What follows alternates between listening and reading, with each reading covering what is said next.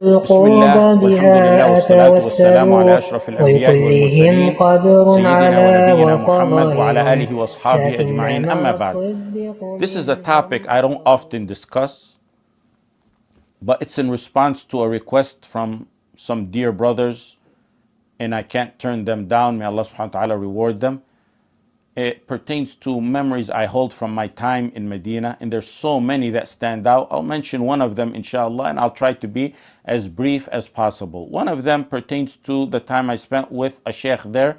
His name is Shejh AbdulAziz El-Kārī, a remarkable scholar, despite the fact that there were matters that we disagreed upon and discussed at length, and we discussed them many times, even when I was very young. He was humble enough to give me some time and lend an ear to someone like me as young as I was. When my father was a student in Medina, may Allah subhanahu wa ta'ala grant him a long life full of deeds, Shejh AbdulAziz El-Kārī held the position of the Dean of the Quran faculty in the university. And just before we left Medina, when my father graduated and completed his studies, I was around 11 or 12 years old. At that time, Shejh AbdulAziz El-Kārī was appointed as the Imam and Khatib of Masjid Quba. In addition to his role at the university and Masjid Quba, he also headed the large Quran complex in Medina. With as many ulama as there were at the time, I'm not aware of anyone who held as many prestigious positions as those at once in Medina during that period. Now, after completing high school, I returned back to Medina to study at the university level. That's when I became close to him. He was still the Imam of Masjid Quba, and he also served as our tafsir teacher in the Sharia faculty of the University of Medina, Kulliyat al-Sharia, which is the faculty that I chose. His knowledge of Quranic sciences was unparalleled at the time. I believe he was among the most knowledgeable figures, not only in Medina, but globally. And not only in Quranic sciences, but also in various other fields. In qira'at, he not only mastered the qira'at that are mutawatira, but others like the mashhura, and the mawdu'a, and the mudraja, and the shadha, and the ahadiyya. Qira'at, in tafsir, in tajweed, these are fields that require a lifetime of dedication, especially for someone like him who not only specialized in these areas, but also had prominent positions overseeing one of the largest Quran complexes and being the dean of the Quran faculty. Positions that demand supervision over other giants in the field. Giants who are probably among the biggest ulama in this field globally. He closely supervised their tasks, and that shows his status in this field. His expertise didn't end there. He was also an expert in fiqh and in usul al-fiqh and in hadith and in seerah and in many other Islamic sciences. And not only did he know these fields, but he also mastered them. And he was among the shuyukh who inherited a great amount of knowledge from Sheikh Muhammad Al-Amin Al-Shanqiti, the author of Adwa al-Bayan. He was one of my teachers who had studied with Al-Shanqiti. So did Sheikh Atiyya Salam, who taught me and my father, and so did Bakr Abu Zayd, who taught me. What made Shejh AbdulAziz El-Kārī even more remarkable was that he was also a skilled farmer. He was a talented calligrapher. He was even an artist. His profound knowledge and talents, combined with the way he conveyed his knowledge and his wisdom, that all left a lasting impact on those who had the honor of studying under him. He's also well known for his profound love for the heritage of Medina. He had a collection of rare photographs of Medina, some that were over a century old back in those days. And he had some rare photographs that he took himself when he was very young, back when cameras were not even common there at that time. And he wrote books on Medina, and he wrote books on other matters. And his books would take 10 to 20 years to publish because he valued depth and quality, and he feared Allah subhanahu wa ta'ala, and Allah subhanahu wa ta'ala knows best what's in the hearts. You see, those who, despite having little experience or knowledge, hasten to publish books, many times they're filled with errors, aside from the flaws in their character and behavior and manhaj. Yet it took him 10 to 15 to 20 years to publish a book, and he's a alim. In Arabic, he memorized countless lines of mutun pertaining to the Arabic language and other sciences as well. And he always spoke in fusha. If you closely observe many who master the Arabic language, they get drifted away into their dialect at times. In their personal lives, sometimes they'll speak in their own dialect. Sometimes in khutab and durus, they'll slip in their dialect, even though they are considered experts in Arabic. Shejh AbdulAziz El-Kārī spoke in Fusha. He never mixed any dialect with his Fusha, even when he spoke with his family, or in casual conversations, or moments of emotion, whether he was happy or angry. I've seen him in all those settings. He always spoke in Fusha. And if someone was to live with him, not knowing his background, they would never be able to tell where he's from, because he never used the known Medine dialect, the distinct Medine dialect, or any other dialect. In fact, I never heard him slip. And subhanallah, one thing brings another to mind. When you talk about these matters, one thing brings another to mind from your memory. This reminds me of my closest friend when I was in Medine, a fellow student during my days in Medine, Sheikh al-Mujahid al-Imam Abu Anas al-Shami, Sheikh Umar Yusuf Jum'a Saleh, the man, the giant who later became the Sheikh of al-Zarqawi and his Shari'i advisor on all matters during the Fallujah days in Iraq. May Allah subhanahu wa ta'ala accept both. He too always spoke in Fusha. And subhanallah, another thing that I remembered, it was with Sheikh Abu Anas that I would go visit Shejh AbdulAziz El-Kārī. And when he graduated a few years before me. Before he left to Jordan, he told me, stick with that Sheikh. And it was after that that I became even closer with Shejh AbdulAziz El-Kārī. Sheikh Abu Anas, taqabbalahu Allah, shared the same characteristic in that he spoke Fusha all the time. He told me it was because his father raised him speaking Fusha since he was a young child.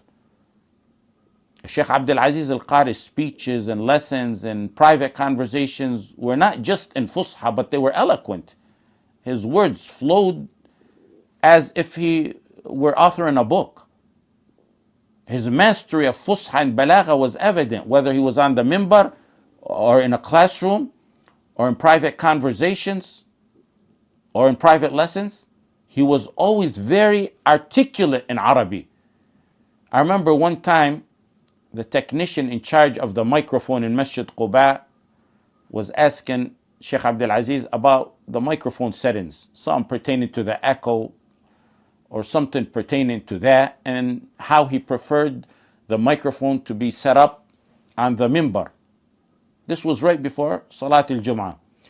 The technician, who was from our brothers in South Asia, didn't speak Arabic fluently, but he did understand some Arabic in the Saudi dialect from living there so long. It was difficult for the Sheikh to communicate with him directly because he always spoke in Fusha. So I had to translate for the brother in English to facilitate the conversation. The Sheikh was also blessed with a remarkable memory in حفظه and in other matters, and in recalling knowledge and retaining knowledge. He was extraordinary in all of that.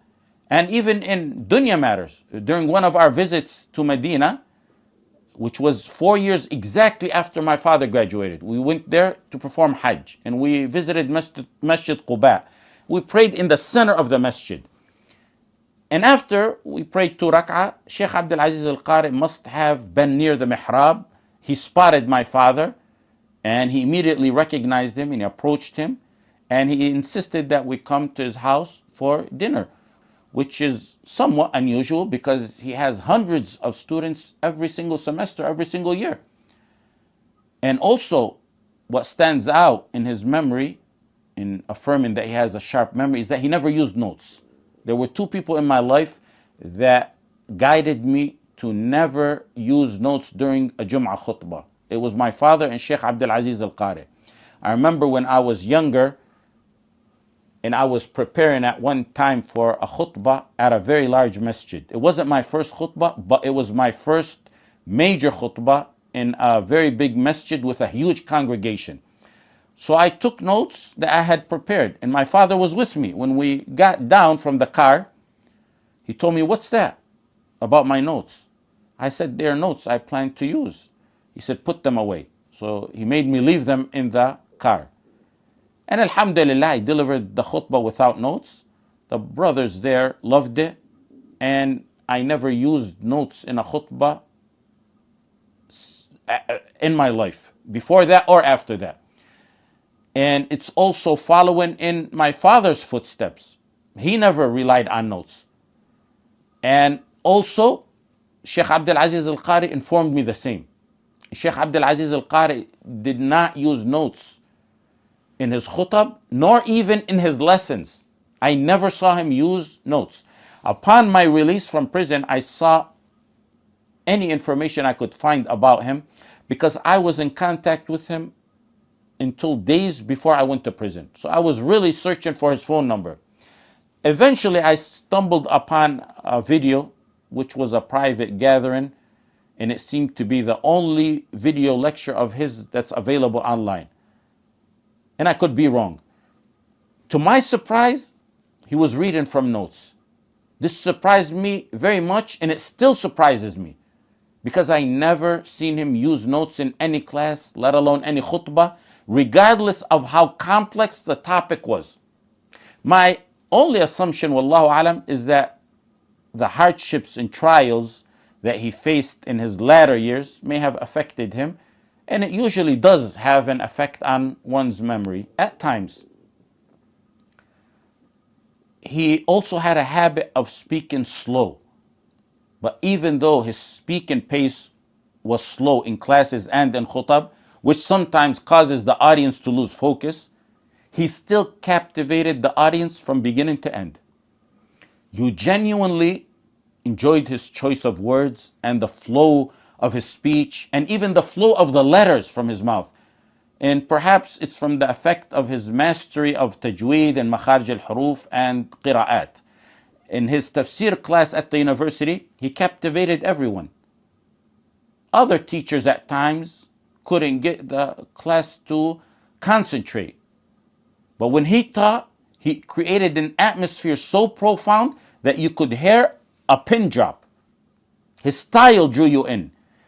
And he mentioned humorous matters that had lessons in them. And I think in that video, he mentioned some humorous matters as well. And I think it's the only video, like I said, that I know that he has on the internet. And I saw the concentration of the students in the university because I sat in the front of the classroom. In Medine, back then, when you were assigned seats, sometimes you would have the seat in the front or the middle or the back. It was a random order, and you would have to sit throughout the whole year in the same seat. When my father was in Medine, if his seat was in the middle, the assigned seat was in the middle or the back, he would take his desk and chair, and the teacher's hair, he would put it right on the side. It seemed a bit out of order, but it helped him concentrate and hear more clearly, and it helped avoid distractions.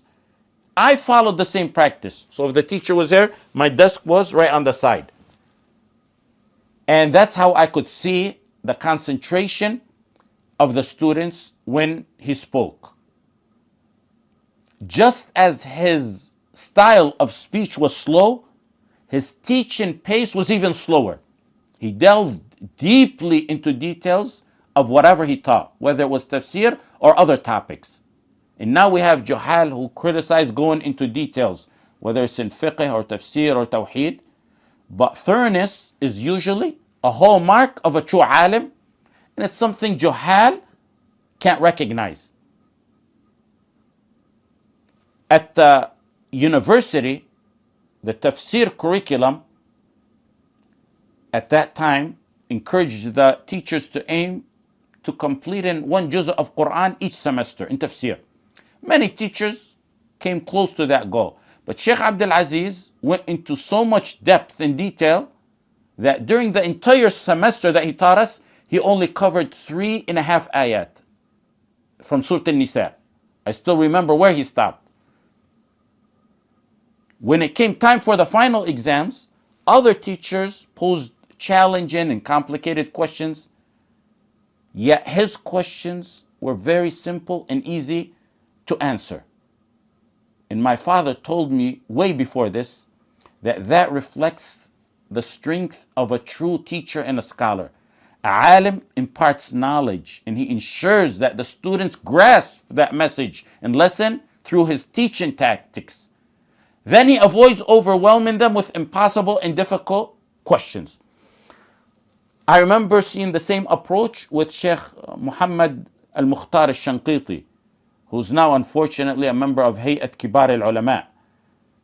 They were actually trying to get him to be a member of Hay'at Kibar Al-Ulama from around 1999 or so, and he refused. And he kept giving him the excuse that he needs to take care of his mother until he finally accepted in 2009, unfortunately. He was a classmate of my father. In fact, in 2 of the years, he sat next to my father. When I went to study, he was my teacher. He was my fiqh teacher. And I recall that we had 4 fiqh teachers per semester, and each one would provide a page or more of detailed, challenging questions for the exam. Yet Sheikh Mukhtar's questions were 2 lines. He taught fiqh in depth and detail, but then his question was 2 lines. And let me say what stood out the most to me personally, beyond Shejh AbdulAziz's vast knowledge and impeccable memory and talents, what stood out the most for me was his courage.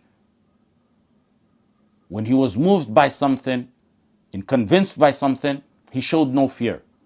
His bravery was unmatched, especially knowing the consequences that he will face. He didn't follow the scripted khutab that other khutaba adhered to back then. And that's why the masjid during his khutab expanded beyond the parking lot. There was people in the parking lot, talabat ilm. And some ulama went to Masjid Quba instead of in Masjid al-Nabawi to listen to his khutab. He spoke with courage and conviction. He loved jihad. He loved the khilafah. And he spoke for the causes of the ummah. In fact, this is another thing that I remember. Before the first Gulf War, when Osama bin Laden taqabbalahu Allah was allowed to travel freely in and out of Bilad al-Haramain and as well as between Pakistan and Afghanistan and elsewhere, at the time when he was respected and hailed a hero, even in Bilad al-Haramain, many don't even know my first 2 years or a little bit less than that, maybe 1.5 years in Medina, Osama bin Laden had an office and a representative in every single city in Bilad al-Haramain, in Riyadh, in Medina, in Mecca, in Jeddah, in Al-Sharqiyya and elsewhere. At the time, he was fighting the Russians for the sake of Allah, inshallah. And Allah subhanahu wa ta'ala knows best what's in the heart. The government didn't allow him to do that because he was protecting Muslims and protecting and fighting for their land. It was because his actions during the war with the Soviets aligned with the interests of the United States, who are the masters of the current 3rd Saudi state. Shortly after that, he became a terrorist, and the Saudi government sent a delegation asking Mullah Omar to hand him over. The point is, whenever Osama bin Laden visited Medina during that time, he would visit Shejh AbdulAziz El-Kārī's house and he would seek advice from him and he would ask him questions. There were times when Shejh AbdulAziz addressed matters in his khutab that he knew would cause him harm, and they did cause him harm. He was told not to speak about them. And I often thought that the least consequence he might face would be dismissal from his teaching positions, and more importantly, his role as the Imam of Quba, which was a very, very high position, which eventually happened. He got dismissed from all of that in 1992 or 93. Shejh AbdulAziz El-Kārī used to begin his first khutbah while I was there. Nearly every single khutbah that I attended, except maybe a couple, he would begin the first khutbah with a slow pace tafsir of Surah Yusuf, because his specialty was tafsir. The second khutbah would focus on a current event. And again, one thing reminds you of another. When I used to deliver khutab, whether they were in Arabic or in English, I would end them in a unique ending. And it wasn't something from me. It's something I actually memorized from Shejh AbdulAziz El-Kārī. It's taken verbatim from exactly how he used to end his khutab. In some of his khutab, he frequently highlighted the danger posed by the Rawafid in Medina. And that was significant, because not only was it something he's not supposed to talk about, but the Rawafid in Medina, who were referred to as the Nakhawla, their neighborhoods were right next to Masjid Quba. They were so close to the masjid that they could even hear the khutbah through the speakers. And it came to a point where they wrote complaints to the Amir, the Prince of Medina, saying that there's a sheikh speaking against them, causing division, and matters might escalate, so we demand a meeting. One day he told me that he's summoned to meet the Prince of Medina because the Nakhawla, the Rafida, who are residents of Medina, had gone to the Amir of Medina and complained that there's someone speaking against them and he's causing major divisions. So the Amir gathered some scholars, some of the heads of Medina, and he gathered those who made the complaint, the leaders of the Nakhawla.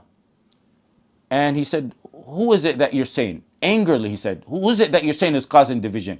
Shejh AbdulAziz El-Kārī told me the night before he made dua asking Allah subhanahu wa ta'ala to silence their tongues. When the Amir asked,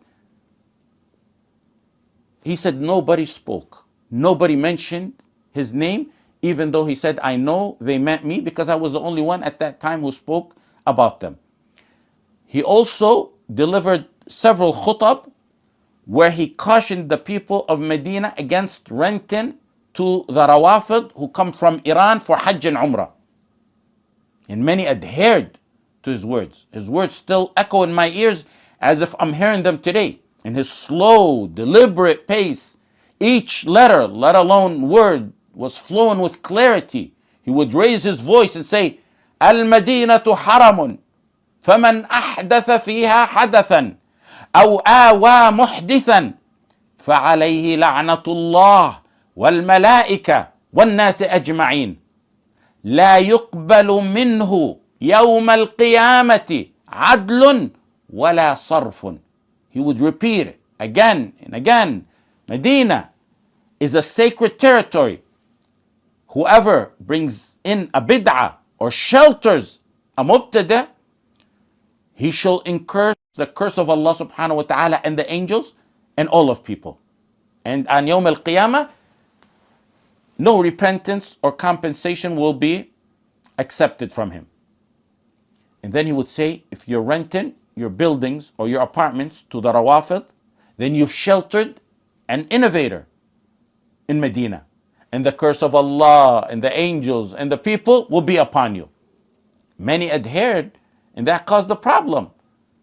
That was actually against the government, because the government is the one who let them in. There were times when the Hujjaj from Iran were not allowed entry, when the Saudi government had issues with Iran.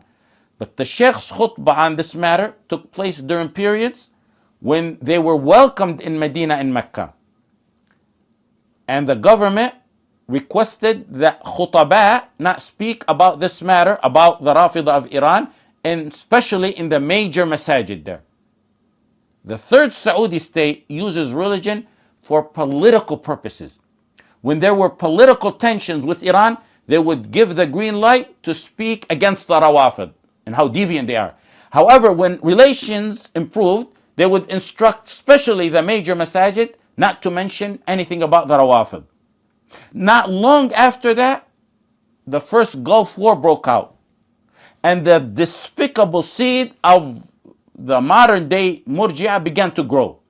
And it started for the most part in Medine, for those who know and remember. And they began to write misleading reports about him to the government.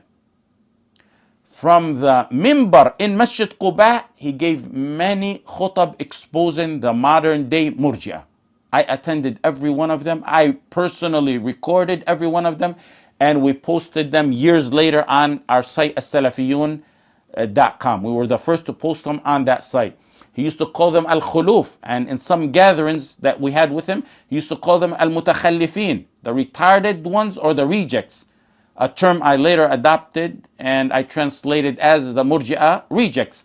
Many ulama and respectable people would attend salah behind him, including my teacher, Shejh Hamad al-Ansari, who I don't think there was a Jum'ah I attended there except that he also attended there.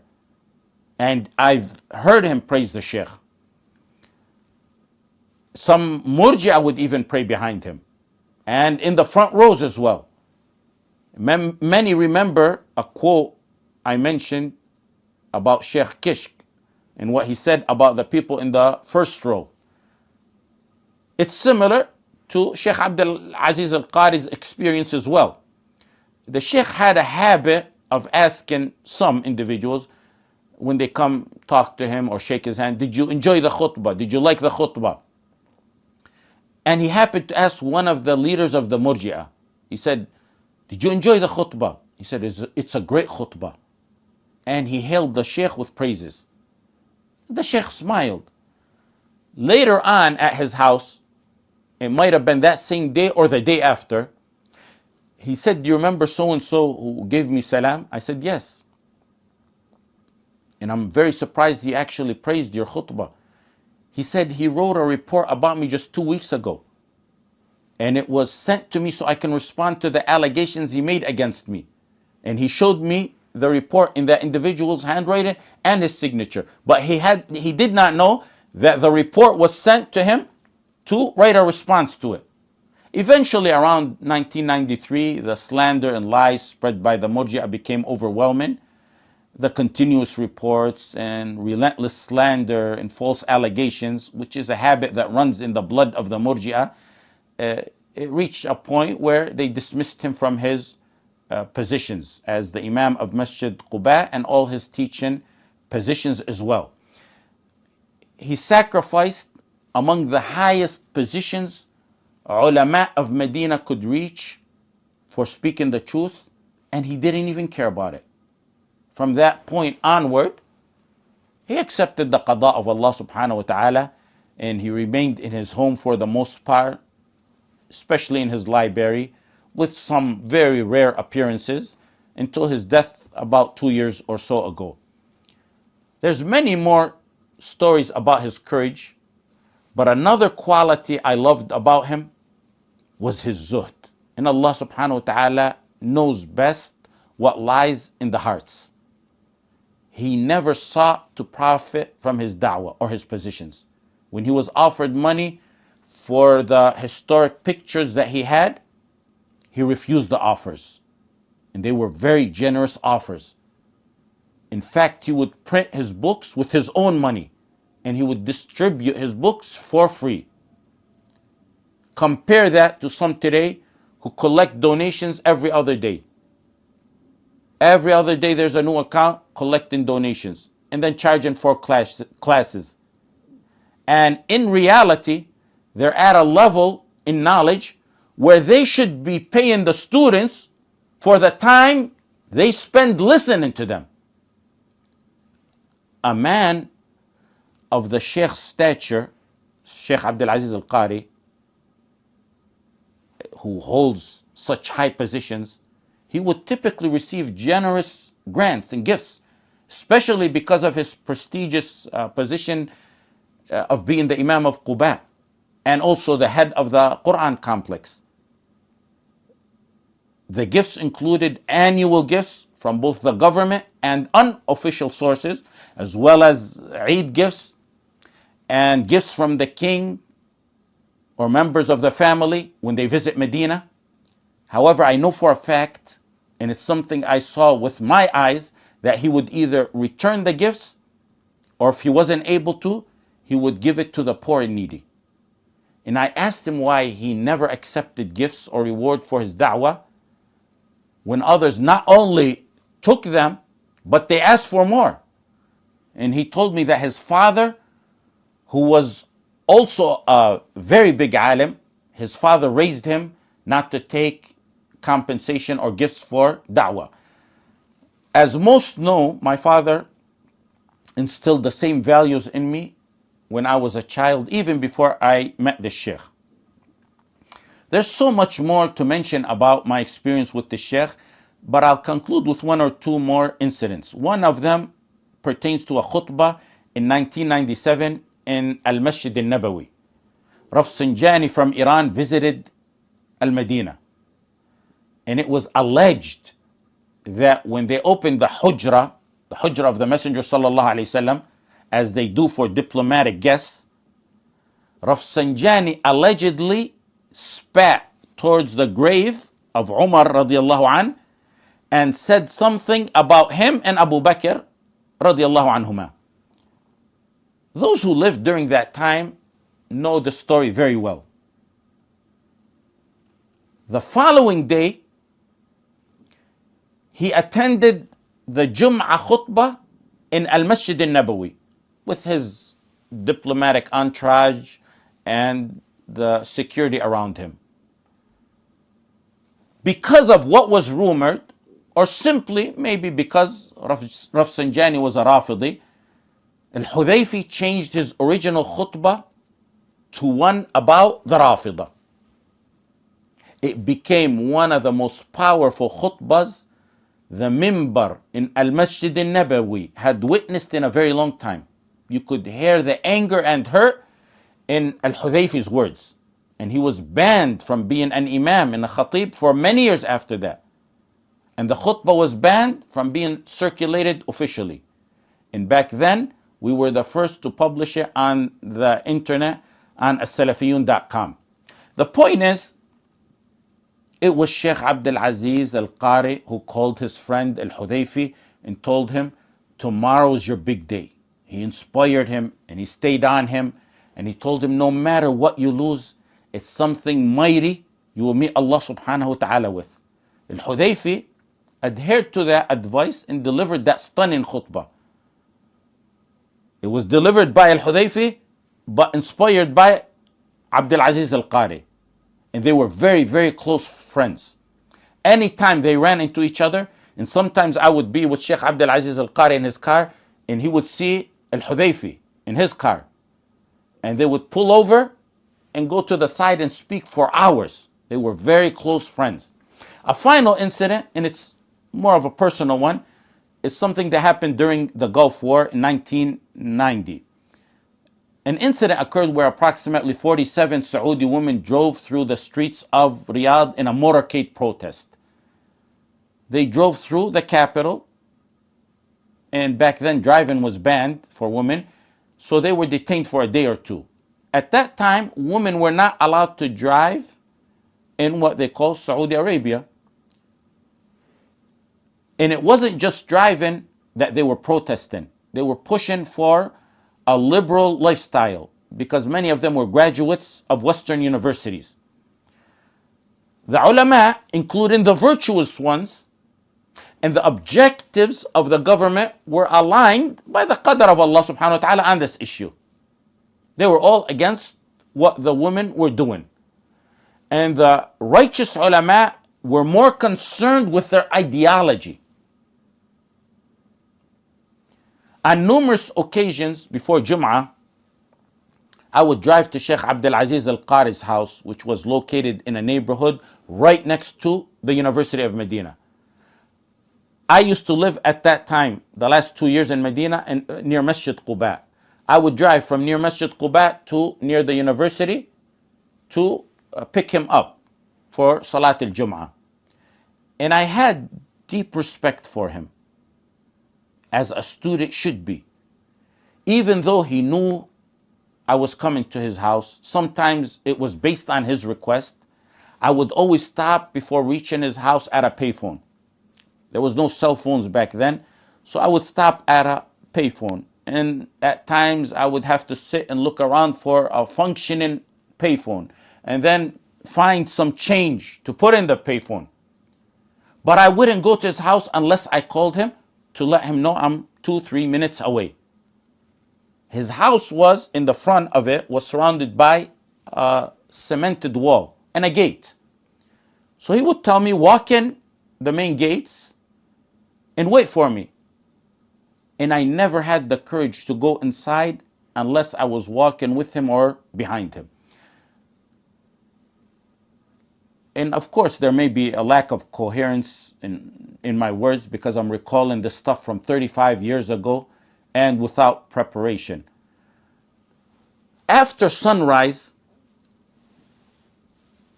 on Fridays, right until before Salat al-Jum'ah, that was the best of my sleep during the week, because that was a time that there was no halaqat or classes. And the Sheikh knew this. So he would tell me, don't pick me up so you can rest. And I would say, if that's the only reason, if resting is the only reason, I still want to come. I wanted to drive him because during our drives, I took the opportunity to inquire about certain masail, both en route to the masjid and on our way back. That particular week, in November 1990, a day or two before Friday, Wednesday or Thursday, he sent someone to me in the haram to ensure that I pick him up for Salat al-Jum'ah, which was rather unusual. When I arrived to pick him up, I saw Shejh Musa Al-Kārī's car in front of his house. Both Shejh Musa Al-Kārī and Shejh AbdulAziz El-Kārī are now dead. One of them died in prison, the other died sidetracked and in seclusion. May Allah subhanahu wa ta'ala have mercy on both of them. Both of them were discussing something and waiting for me to drive them in the Sheikh's car. That was very unusual. It wasn't a time when the Sheikh got visits. They didn't inform me of what's going on, and out of respect and shyness, I didn't ask any questions. In that Jum'ah khutbah in November of 1990, after the Sheikh discussed Surah Yusuf, in his second khutbah, he spoke about the women protesters. And it wasn't just about them driving. He mainly talked about how liberalism and the Western ideology were influencing the people's thoughts and the country as a whole. After Salat al-Jum'ah, Shejh Musa Al-Kārī stood up to deliver a speech similar to what Shejh AbdulAziz El-Kārī had delivered, but much more fiery. And such actions were not customary in Masjid Quba at that time, nor any other masjid. You don't just stand up after Salah and give speeches. The speeches were so passionate and powerful that nearly all attendees at Masjid Quba who stayed to listen to Shejh Musa Al-Kārī's talk, which was approximately maybe 3/4 of the original crowd, they lined up and gathered around the shuyukh to give them salam. And I, being, I think, 19 years old at that time, maybe 20, I was serving as their driver and waiting to transport them back home. And I'm the one who puts the shoes for them to wear. And I found myself positioned between the two sheikhs during this interaction. As the masjid crowded to give them salam and kiss their forehead, the people passing through also gave the kid in between the salam. And something I'll never forget, and the reason why I mentioned and shared this story is when a very old man kissed Shejh AbdulAziz El-Kārī's forehead, and then he pointed at me with a stick and he told Shejh AbdulAziz El-Kārī, your son? The Sheikh said, وَأَعَزْ, which translates to even more beloved or more dear. That moment stayed with me.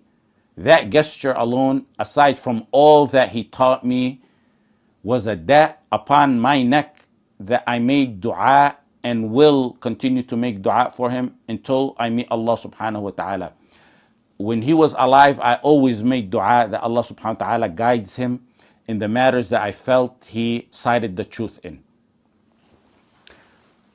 And there's many more stories to mention, but inshallah I'll stop with this one. Wa sallallahu ala Sayyidina Muhammad wa ala alihi wa sahbihi.